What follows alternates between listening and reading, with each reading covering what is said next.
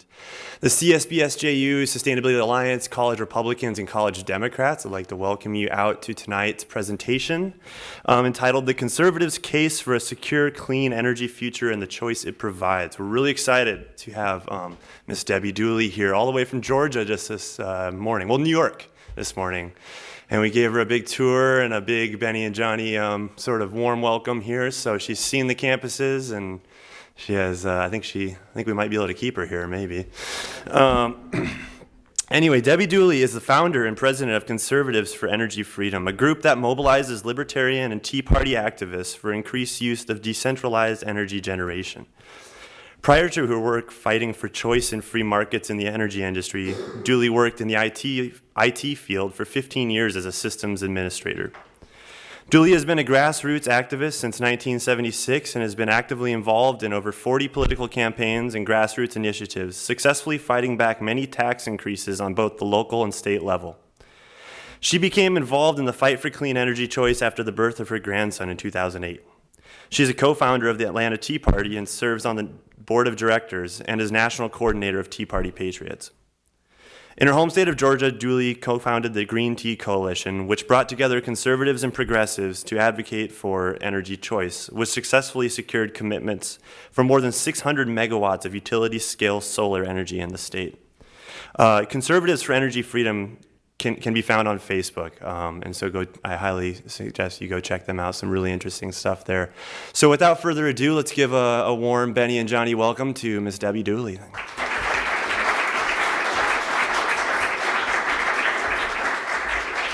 Testing. Can you hear? Is it on? Huh? There. Can you hear me? There we go. I love your campus. Totally awesome. I mean, it was, leave my microphone down, sorry. Totally awesome. I love the tour. I love the people. I love history, and I love going to the old buildings and looking at history. It was very moving for me. I'll come back anytime you want me to come back. I am one of 22 people that actually founded the Tea Party movement in 2009. There were 22 of us. Been very active since then. I was one of the people that actually was a featured speaker at the 9/12/2009 March on D.C. And, I've been active ever since. I began to get increasingly concerned about our environment, the birth of my grandson, and on December 3rd, 2008.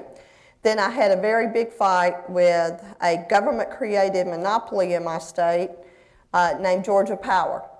I found out that Georgia Power was actually had a lot of clout in Georgia, and I wanted to limit the profit that they made off of the cost overruns of the 2 nuclear reactors they were building. How many people in this room really understand that every time a government-created monopoly makes a capital investment, like has to build a power plant, goes out of state to actually purchase energy source and energy farms, they make a guaranteed, in Georgia it was 10.5% to 11% profit off of the capital investment. People ask, why don't they invest in solar? Well, that's why. At dinner, had a very lovely dinner, and I asked some people at our table, if you were a car dealer and you were in the market for a car and you knew that you could force your customers to pay you back for the cost of the vehicle, and you actually made money, a percentage, 10.5% off of the cost of the vehicle, would you purchase a Volkswagen or would you purchase a Lamborghini or Maserati? How many would purchase a Volkswagen? How many would purchase the most expensive vehicle they could find? Everybody. That's what the monopolies, these government-created monopolies, are doing. And this is what I have a major problem with. I think they're the government's way of picking winners and losers. They violate free market principles. And I think it's time that we have true energy freedom and energy choice in our nation. I became a very strong advocate for solar. Is that better? I wanted to tell you, I told you my background, now I want to tell you about a little project I have going on in Florida. Florida is the Sunshine State, but Florida has policies in place that actually block the sun. The appointed members of the Public Service Commission that are appointed by the Republican governor and that are confirmed by the Republican-controlled legislature actually have instituted policies that are anti-solar.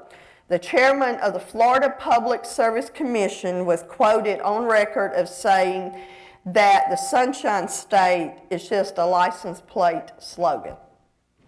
And they are protecting monopolies. We have tried on numerous occasions to actually pass legislation that would actually remove the tax from solar and that would actually open up the market for solar and allow private property owners to sell solar to their neighbors. After 3 years of trying, it never went anywhere. Never got out of committee, never went to the floor for a vote because the monopolies had too much power.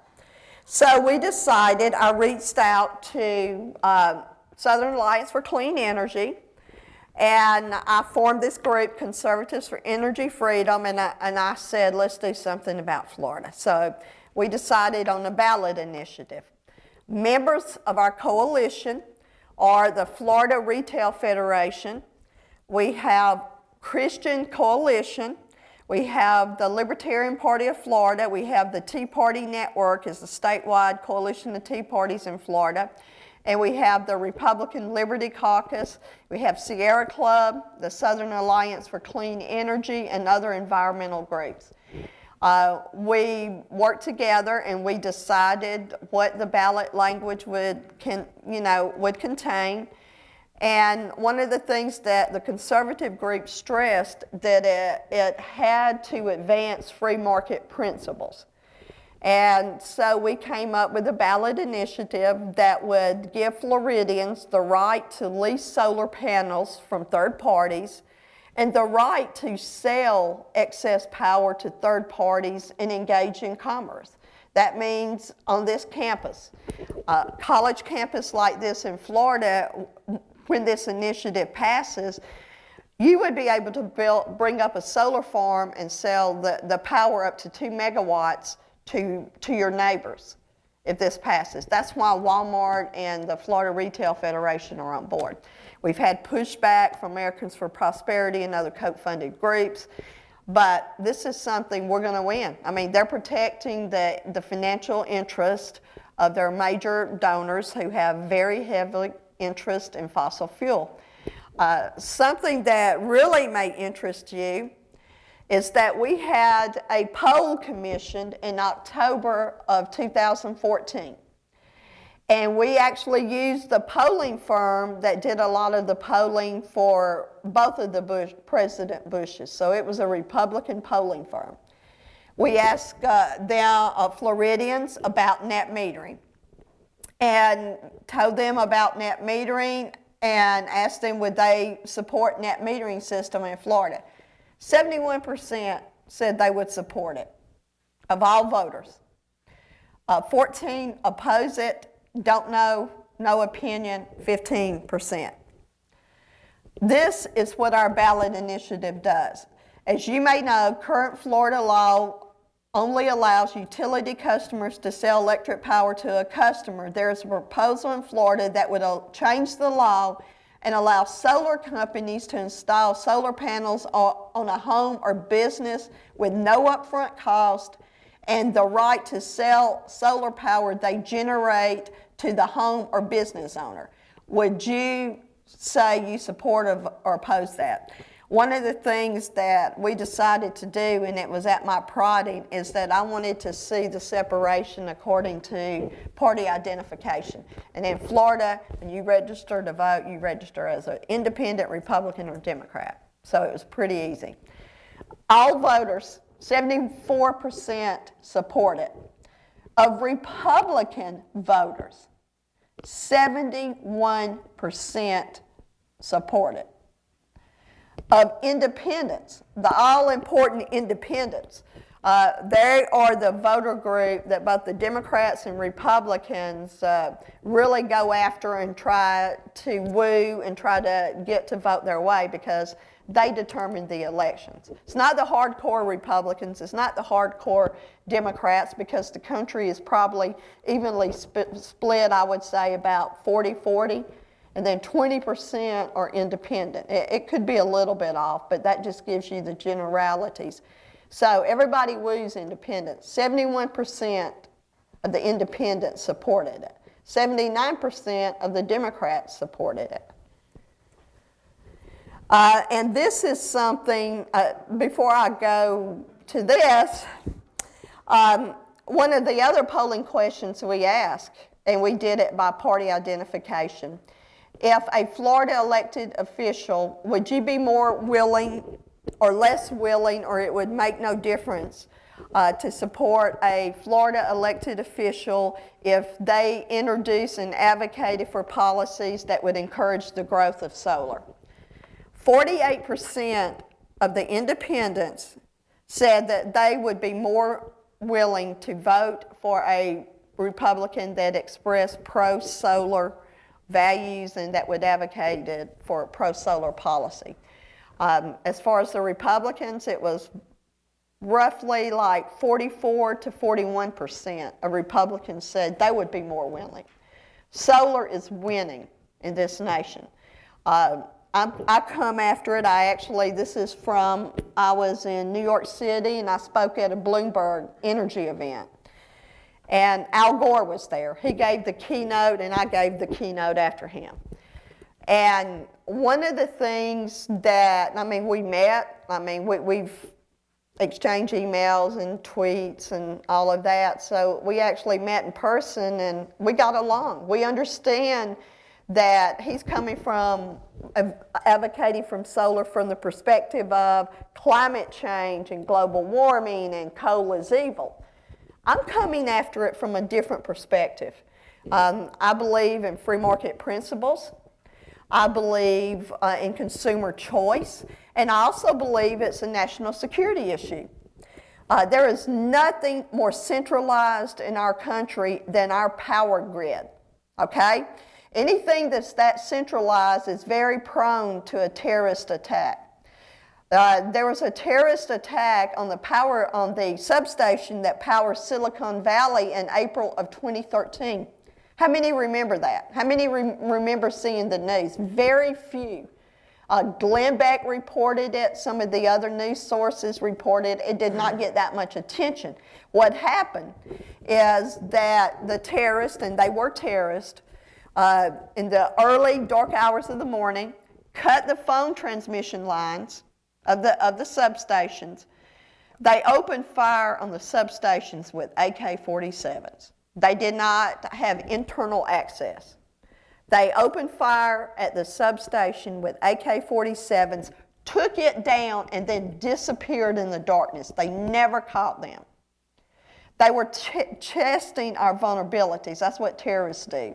They'll send probing teams in. Many of you remember the shoe bomber that was testing. Remember him when he was carrying a bomb in his shoe? And after that, they started making us take our shoes off at the airport.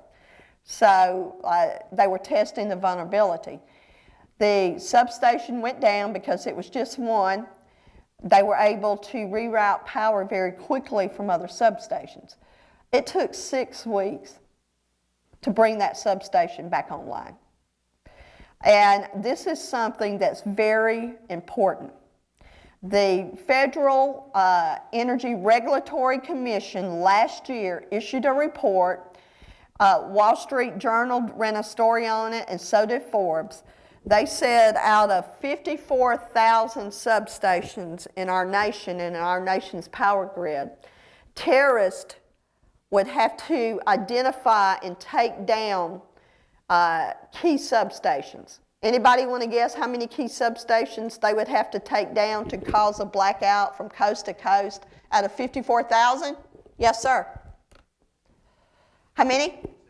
You're close. Any other guesses? 9. 9 key substations out of 54,000. It would cause a blackout from coast to coast. Solar will help mitigate the devastating impact of a terrorist attack on our power grid. Last year, there were at least 100 reports of hackers from Korea, Russia, China, and from terrorist nations trying to hack into our infrastructure. That's how many were caught. And that's something that should concern everyone. And because our system is so old and antiquated, it would take weeks to recover. That means you won't be able to buy gas at gas pumps. They have backup generators, but that only lasts for so long. So you won't be able to get gas. Stoplights won't work. Communications will stop working because no electricity to power them.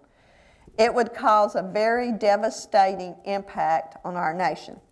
Al Gore joins the Tea Party, and this was in Bloomberg, in battle against the utilities.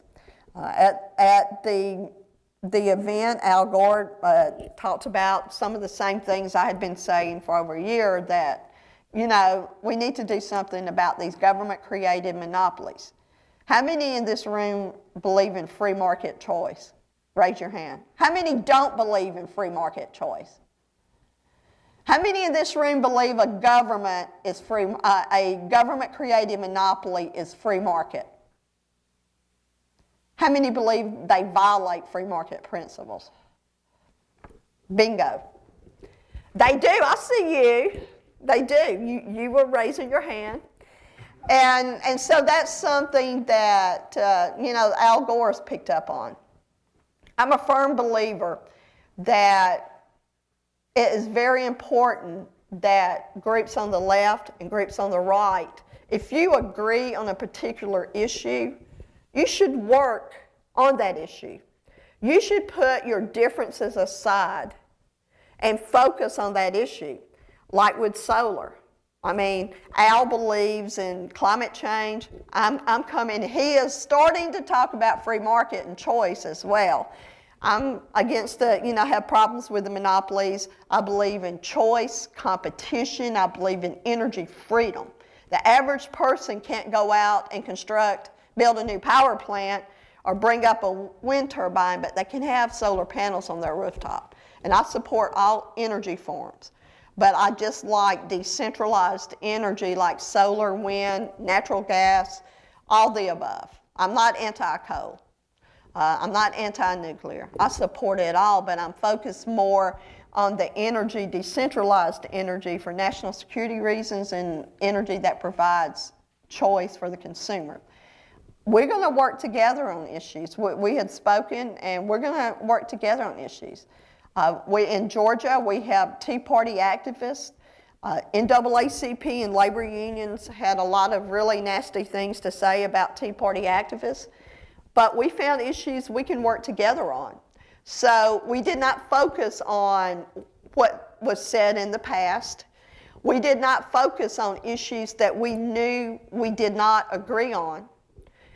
Instead, we focused on issues we agreed on. I mean, everybody in this room will say people have the right to support the position they believe in. They have the right to advocate. They have the right to believe that way.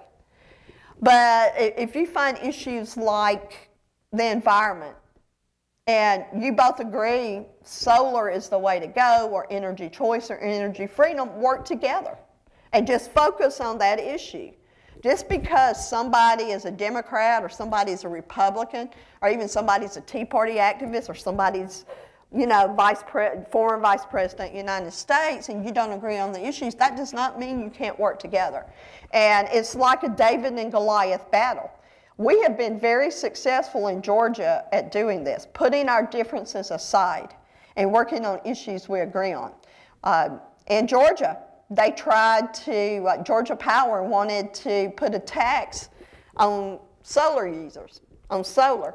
We worked with Sierra Club. Tea Party activists worked with Sierra Club and other environmental groups, and we defeated that. This past legislative session, we had a Speaker of the House that, in particular in Georgia, he doesn't like me, and other Tea Party activists because we're really outspoken.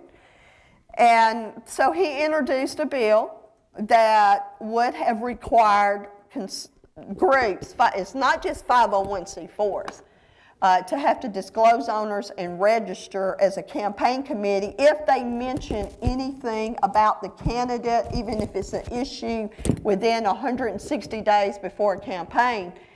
We found out that it would have impacted the labor unions, it would have impacted Sierra Club, it would have even impacted the news media in Georgia. So needless to say, we all worked together and we defeated the bill because some of the House members were aligned with the Speaker and he was pushing the bill and they did not want to butt leadership. We got the Democrats and Tea Party conservatives to defeat the bill, and we also got 20 conservative groups sending a letter asking them to kill the bill, and the Democrats got their people on board. But we worked together on this one issue, and we can do this if we put blinders on.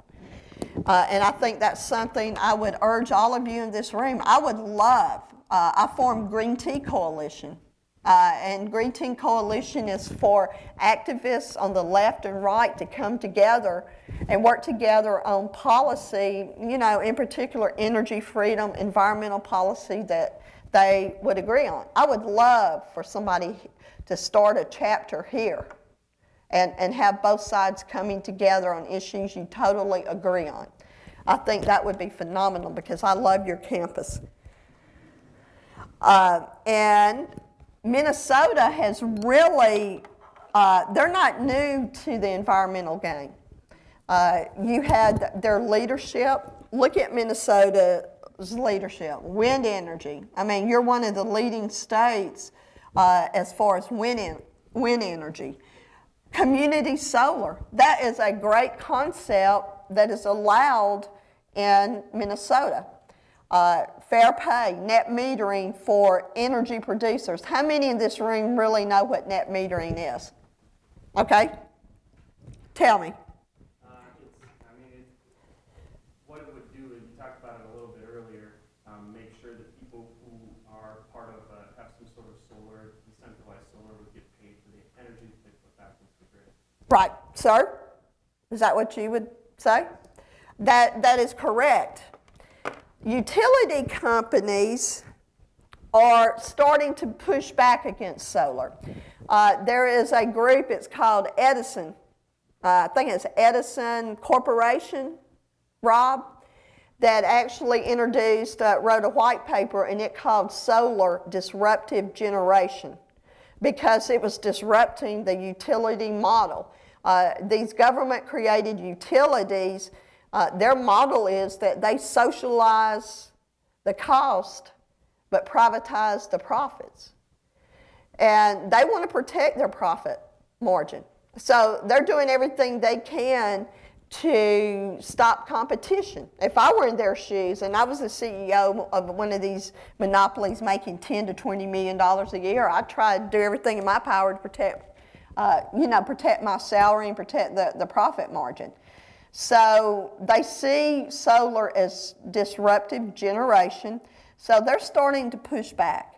The pushback is coming from the American Legislative Exchange Council, which is a Koch-funded group. It's coming from Americans for Prosperity, and it's coming from these monopolies. And trust me, I know. I've been engaged in fights. I mentioned Florida. I've also been engaged in fights in Wisconsin, starting a big fight in Louisiana over that, and starting, let's see, we have North Carolina, looks like it's under attack in North Carolina. Indiana, I had to actually fly to Indiana and meet with some of the legislators.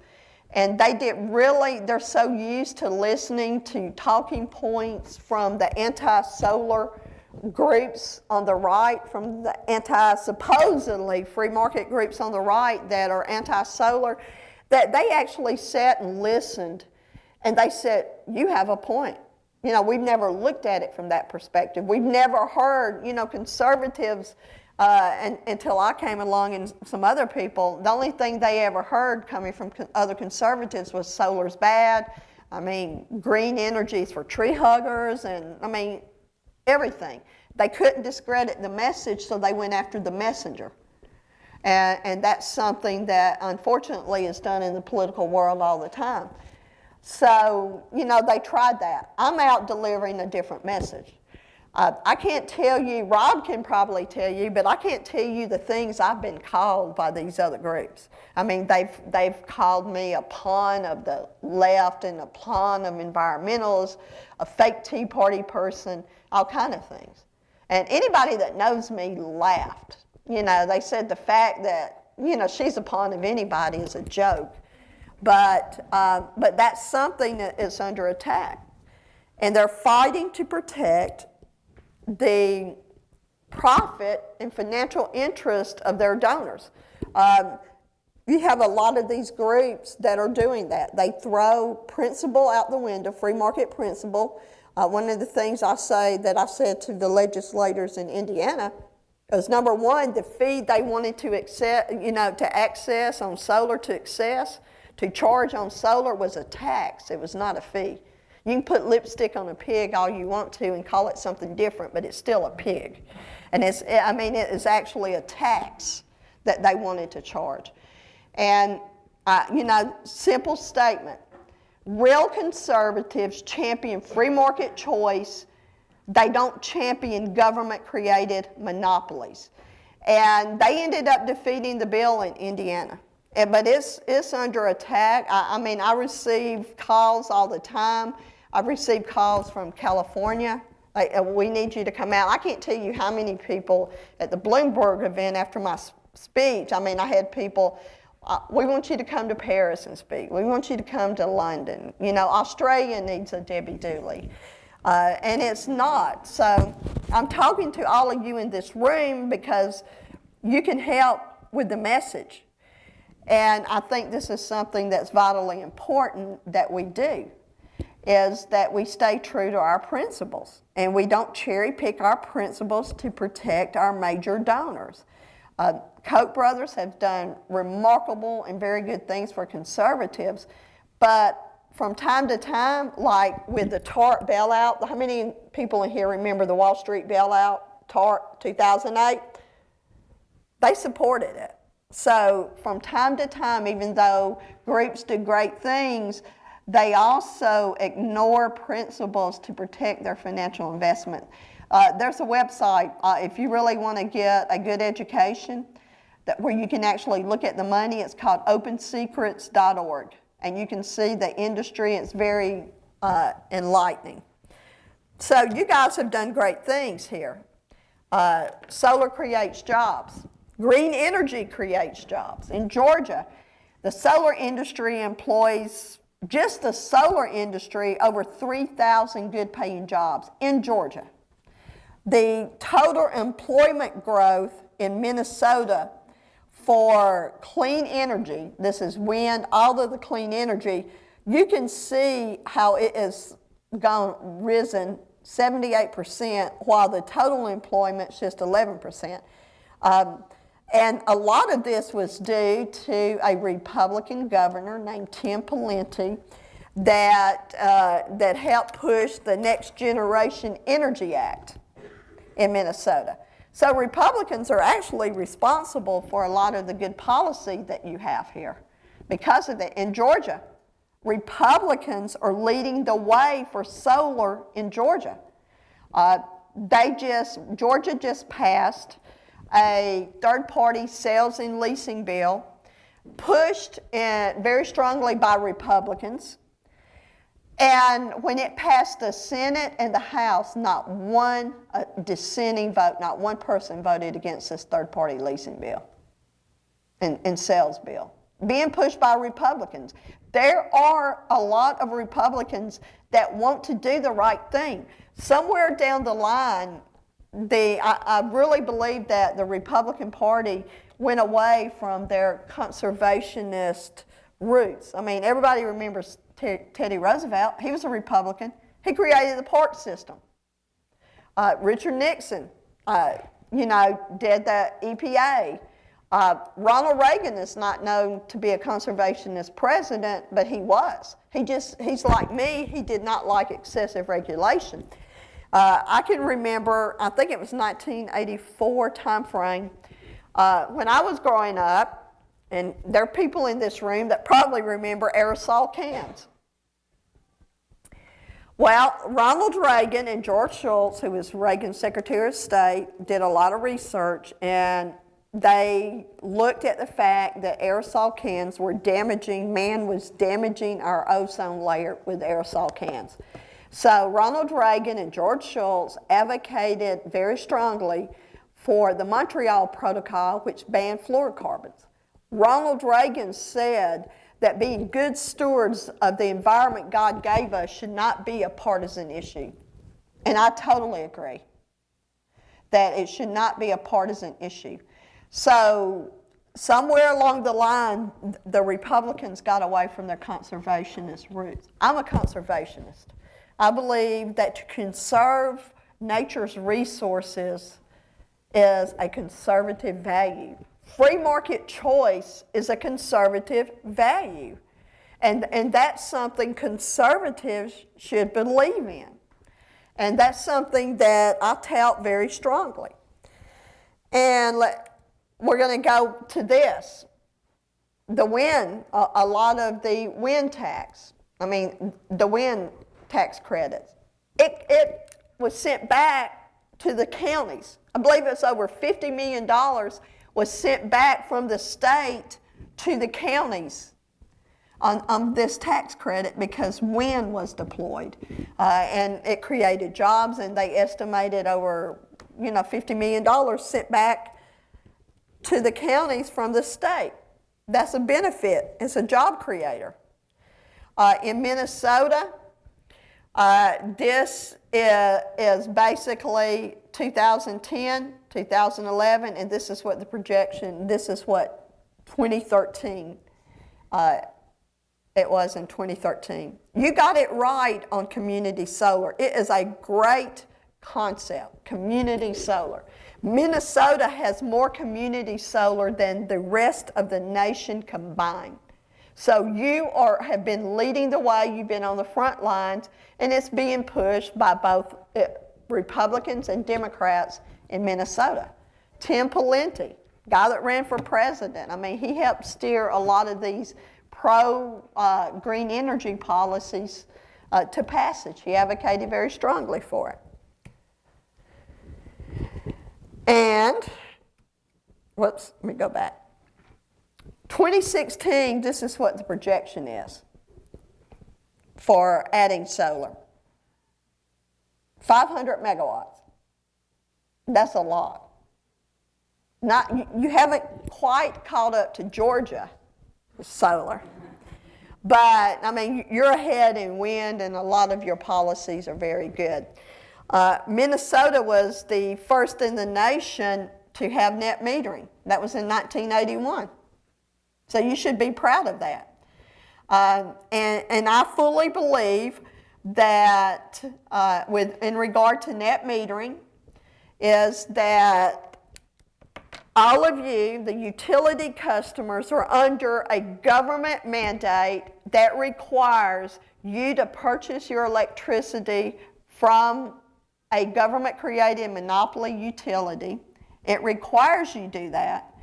And it, see my water.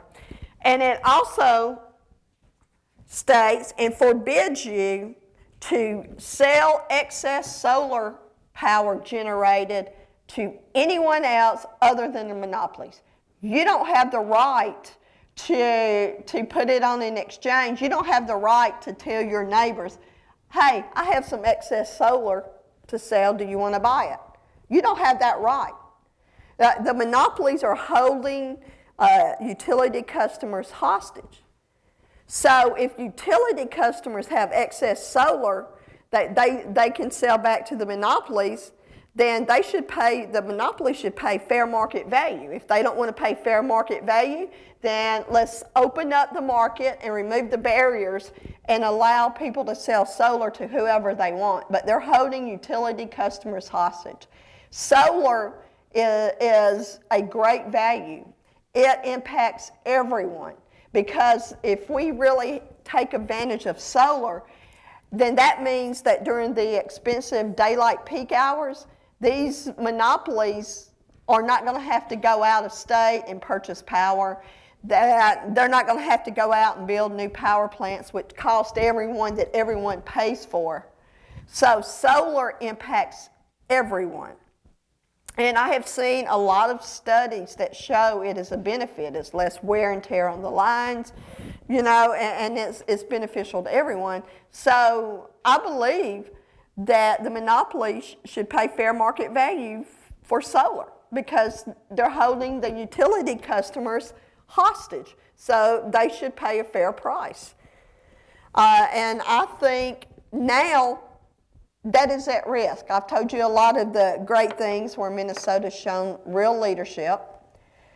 Solar's under attack in Minnesota, of all places.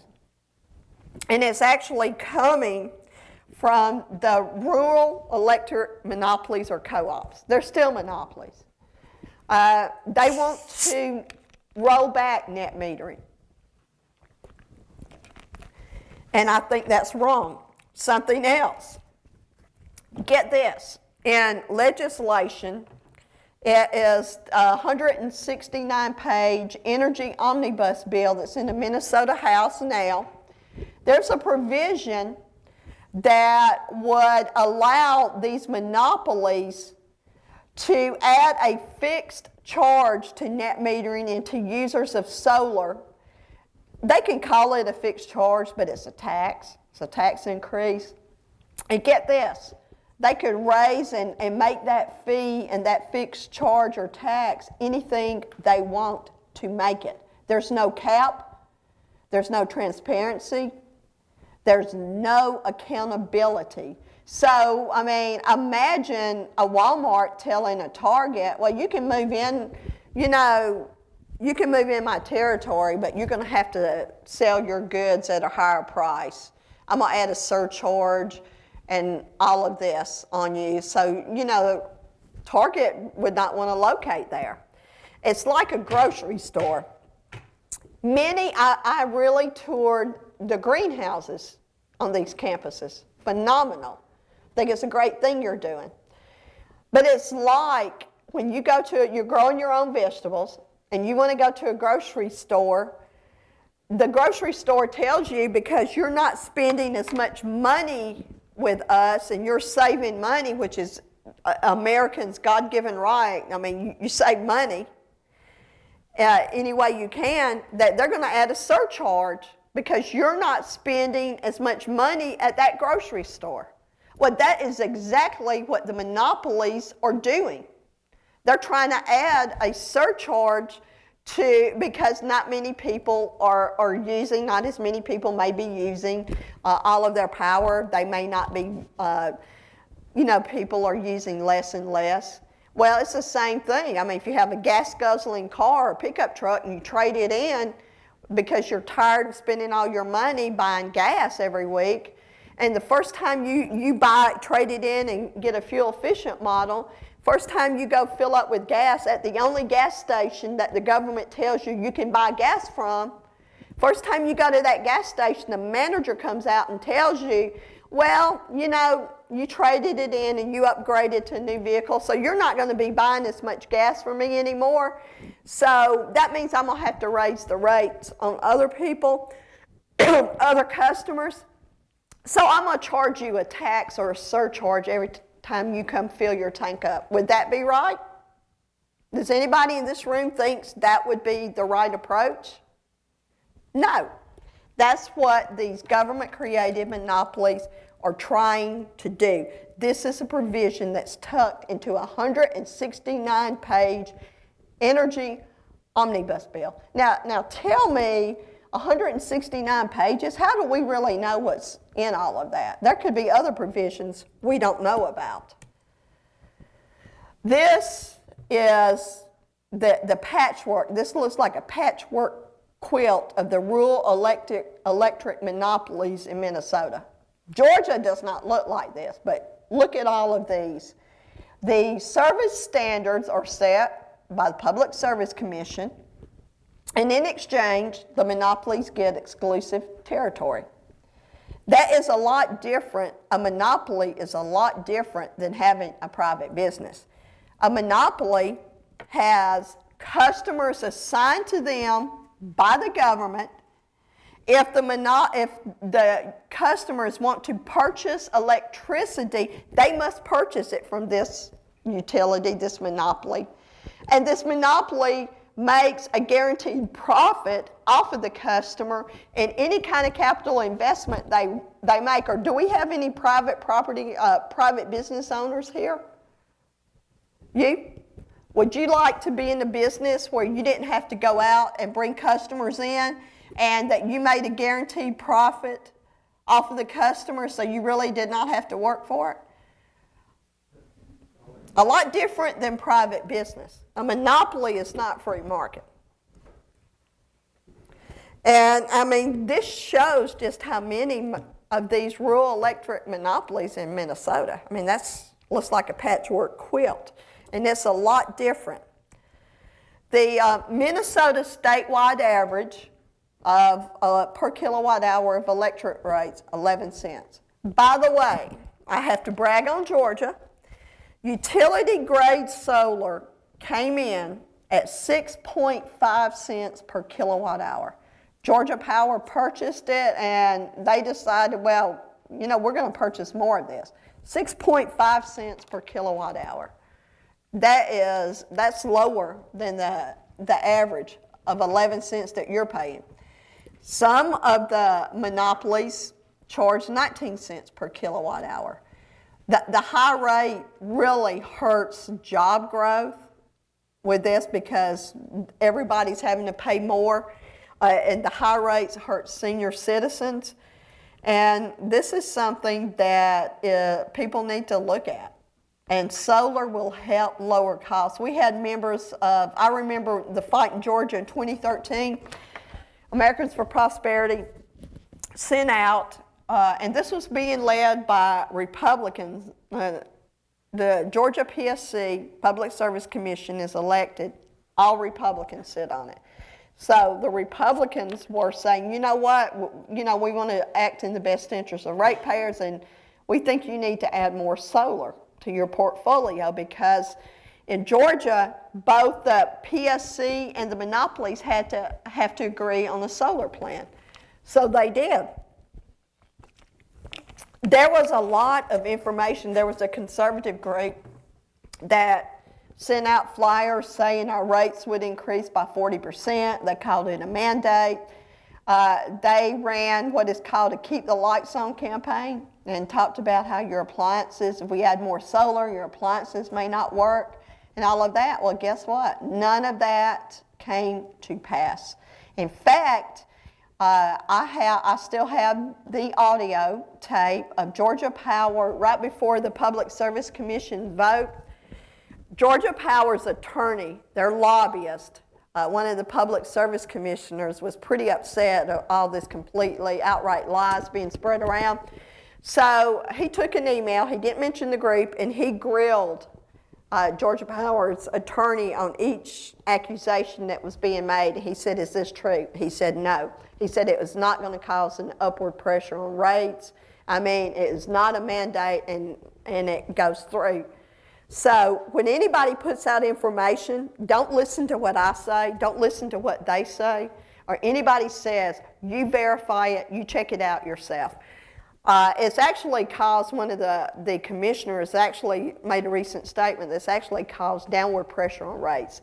That had it not been for solar, adding more solar, that Georgia Power would have came back and asked for a rate increase. So it's actually a huge benefit, and this is being led by Republicans in Georgia. So I think that is really, really good. Do you know that's how much money that Minnesota utility customers send to North Dakota and U.S. other states and out of the country to purchase power.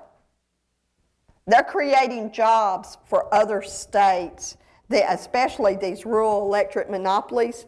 They're going out of state, creating jobs when they could be creating jobs for the citizens of Minnesota. That's how much money they're sending, purchasing energy out of state, purchasing wind out of state, oil. That's what is going out of state. That could be jobs created here by encouraging the growth of solar and encouraging wind and all of the above. So, I mean, that's ridiculous, but that's true. Did anybody know how much money was being sent out of state? That's your money if you pay for a power bill. But that's how much is being sent. The price of solar cells have fallen 99% in 25 years. 99%. They've actually dropped 80% just since 2008 and 60% since 2011. Innovation has been allowed to take place.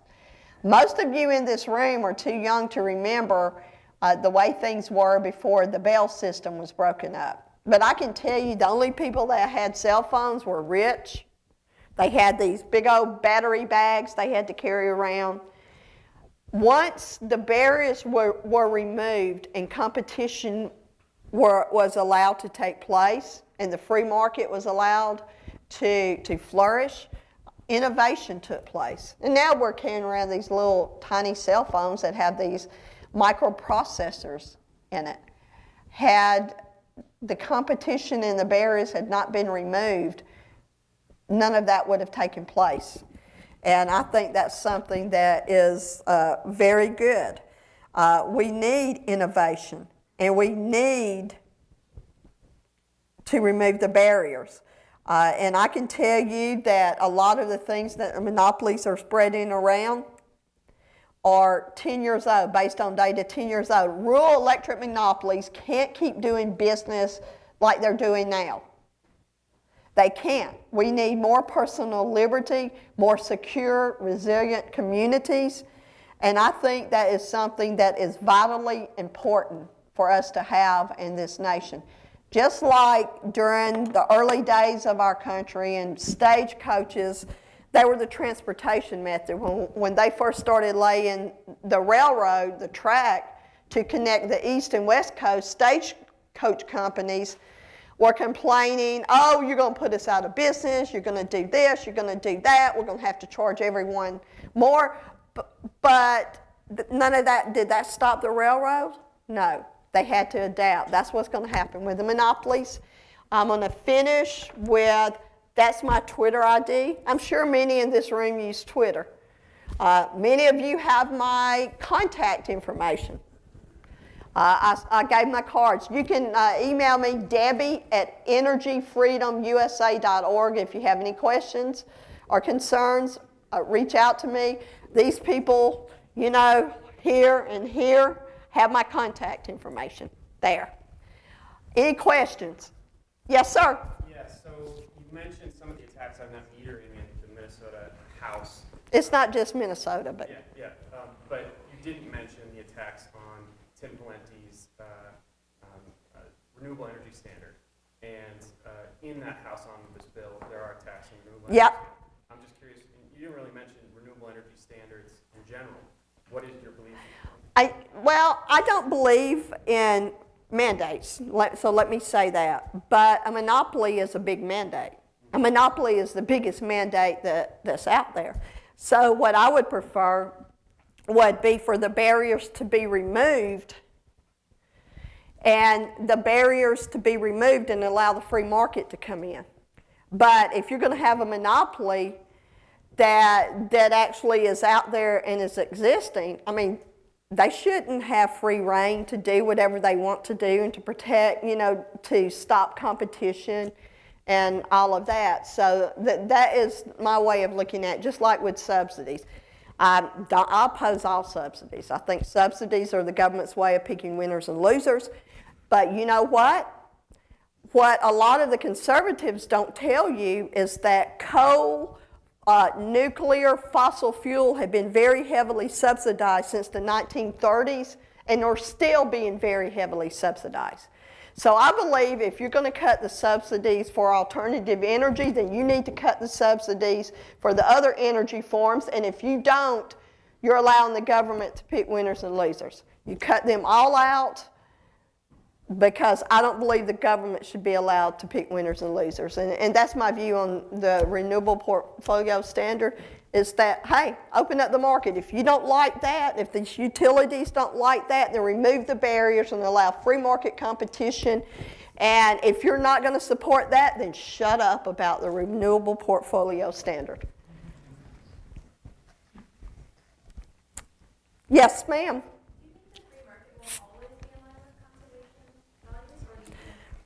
I think the free market, my best case scenario would be that we cut out all energy subsidies to all energy, both direct and indirect, make energy that pollutes the environment fully be responsible for paying any health-related issues, be fully responsible for paying for the cleanup, remove the barriers, allow energy to compete in the free market. And I can tell you, under those scenarios, I think the free market, I can tell you, I think clean energy will win in the free market. So I think if it's done in the right way, absolutely.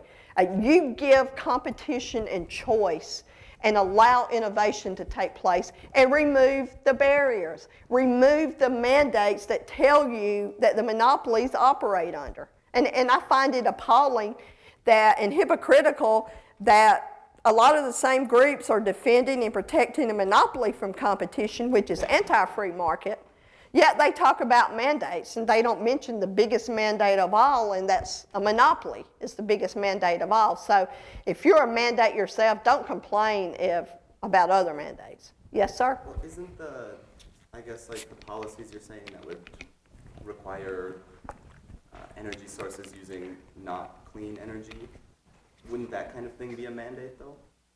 What do you mean? Like how you said, if you're going to use coal, you're going to have to pay for all the health-related costs Yeah. and that kind of thing. Wouldn't that be a mandate, though? No, that's common sense. You cut out all the subsidies. If I go out and hit your car, shouldn't I have to pay to have it fixed? Right? So,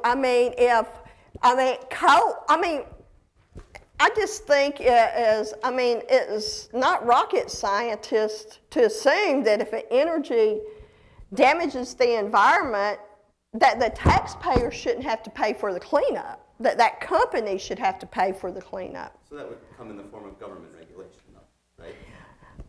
Because a company isn't going to voluntarily pay for that. Well, they should. You'd have to have some law to do that. And I don't support all the EPA regulations that have taken place under the Obama administration. I don't think regulation is the way to go. You have to have some regulation. But yeah, there should be a law. If you're damaging our environment, you're going to pay for the cleanup, the taxpayers. Just like there's laws saying you can only go, it's a regulation, the speed limit's a regulation. It's a regulation, you must pay your taxes or the IRS is going to come knocking on your door. All of that, we're a nation of laws. And we're always been a nation of civil lawsuits. If somebody does your damage, you can sue them in court for it. And you can take it before a judge and pay. And I think that's something that could be done. Yes, sir? You cited the decrease in cost of solar. Yep. But isn't a lot of the reason for the decrease in price of solar because of subsidies given to solar owners, which thus increases demand, which increases the innovation and competition between companies. So don't you sort of need subsidies to... No. How would you combat that, though? Georgia, 6.5 cents per kilowatt hour, 0 subsidies. 0. But the thing is, I find it hypocritical, you know, when you have these elected officials on a national basis that talk about subsidies and they only mention the wind or solar subsidies. Well, let's talk about Next Gen, which is a big coal subsidy that was given out in the stimulus bill. Let's talk about a nuclear power plant in Florida that Duke Energy started building, paid the ratepayers for, you know, build them in advance for. Halfway through, Duke Energy decided we're not going to continue building this power plant. Well, who was left holding the bill? It was the utility customers and not Duke Energy. Those are subsidies. For every cylinder, I could point you to other subsidies. You hear about in California, okay? Talk about subsidies, cylinder in California. Do you understand that nuclear energy receives 4 times the amount of subsidies that solar does? 4 times in California. Solar can function without subsidies, but other energy should be required to function without subsidies. Cut out the massive tax credits and tax breaks and these production tax credits that fossil fuels receiving. We really don't know the true cost of energy in our country because energy is so heavily subsidized. So, you know, if solar and clean energy needs to exist without subsidies, then it's wrong to continue to subsidize other energy forms. You cut it all out. And I can tell you, solar is reaching grid parity. Does anybody know what grid parity is? Tell us.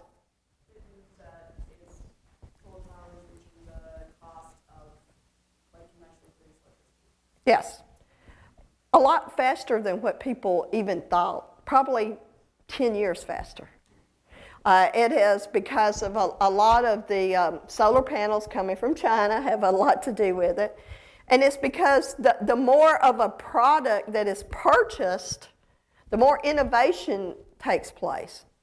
Do you think Apple would still be making the iPhone if they weren't in demand? Do you think Apple would still, trying to come out with better technology if they weren't going to sell the iPhone?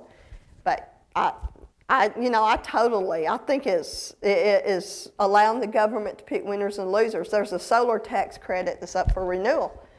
And some of the people are pushing back against it, but I say to them, if you're going to let it expire, let's expire all these other tax credits. I firmly stand by my principles, and I don't believe in picking winners and losers. I'm not going to cherry pick my principles just because I have a preferred. It's wrong to say, ooh, solar subsidies are wrong, but I'm not going to say anything about the subsidies that oil and coal and nuclear and even gas are receiving. That's wrong to do that. Yes, sir? I have another question. Okay. At dinner you mentioned the Keystone Pipeline. Mm-hmm. So I guess you said you support it, so how do you, what kind of conflicts are there being an advocate for renewable energy and also supporting something? I support all the above. I support Keystone without subsidies. I support coal. I'm not anti-coal. I'm pro-free market. Again, I think that energy that damages our environment, the taxpayer shouldn't have to pay for cleanup. Why are we giving a tax credit to energy that damages our environment? That's a little bit ridiculous. But I do support Keystone. I'm a conservationist done in a responsible manner.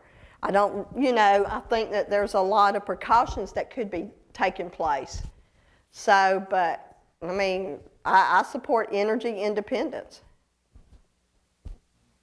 Well, for example, the oil that's going to be going through Keystone is the dirtiest oil ever, and it's coming from, it's not gotten in a, environmentally friendly way. But it's going through a pipe. Yeah, but where it's coming from, I'm saying, is when they take it out of the tar sands in Alberta, if you support Keystone, they're going to be able to take more out, and it's not being taken out in an environmentally friendly way. So wouldn't the pipeline lead to more of that kind of? Not if it's done in if it's done in, I think there's ways that it can be done in environmentally friendly ways. In Canada, we have no control over that unless we don't allow the Keystone Right. Pipeline to be built through the United States. And I think there's precautions that can, that the United States can, exist on. Oh, Canada's more are you kidding? Canada's more environmentally friendly nation than the United States is. Yeah, I mean, so they're not going to do that. I mean, just like with fracking. I mean, I don't support going out unless it's in a very environmentally friendly way. There were activists in Tennessee. Christian groups got together, conservatives got together because they were blowing the tops off of mountaintops in order to get to coal. I mean, something like that is really damaging the environment, and that's wrong. But I don't believe oil is evil. I don't believe coal's evil. I just like my preferred energy form. Well, but burning oil and coal, using it as an energy source, damages the environment. And there's not really anything you can do besides not burning it. Well, I mean, you could go out to a dairy farm and see all the manure that's out there's being excreted by the dairy cows. I mean, that's methane gas. But that's at such a smaller level compared to what's generated from burning gasoline in our cars.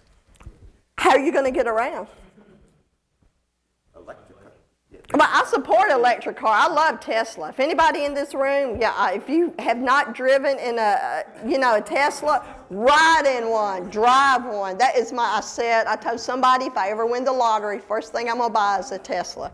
But yeah, I support choice.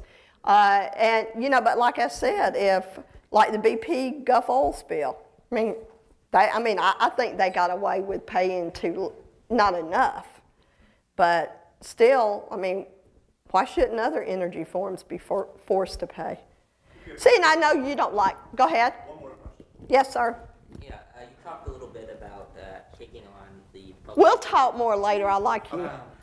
Different subject. You talked a little bit more about taking on could you talk a little bit more about how to go on about taking on public utility companies that you believe are too powerful? Well, this legislation, and all of you, if you get on the email list, I'll send you stuff out about the legislation. Get active with the legislator.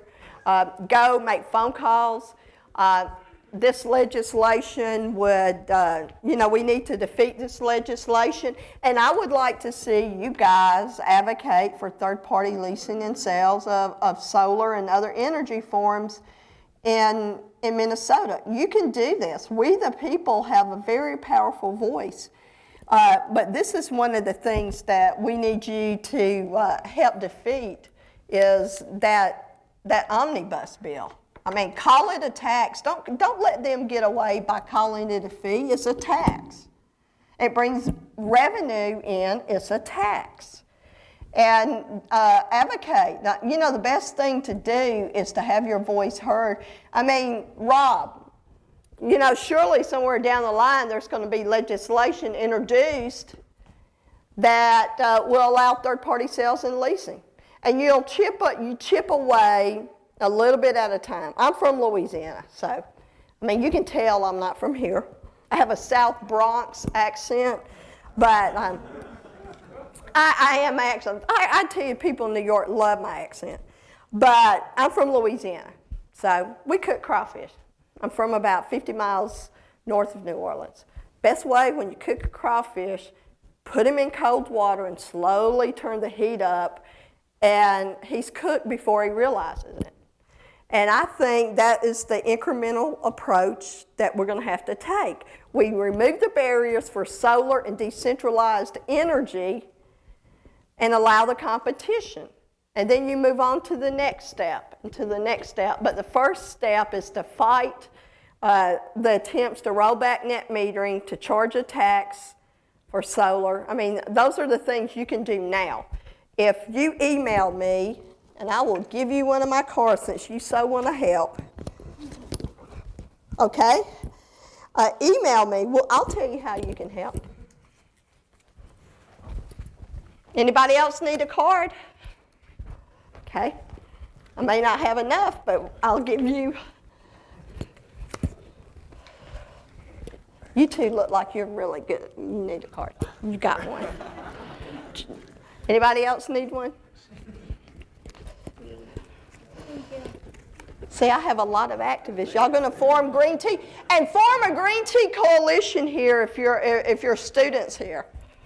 Trust me, I'll keep you involved.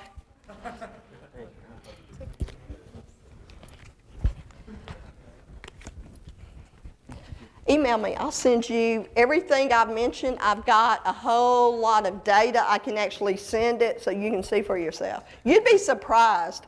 I was a conservative, and when I first started, I believed everything about, oh, well, you know, solar's the only energy that's subsidized. You got one right. And I started doing my own research, and, you know, I was shocked, and then I was angry, you know, because I felt like I'd been played for a fool all this time. But I've got documentation to back up everything I've said tonight. I just couldn't bring everything. So call, email me. I want you to get active. The power's with the people. It's not with the power elite.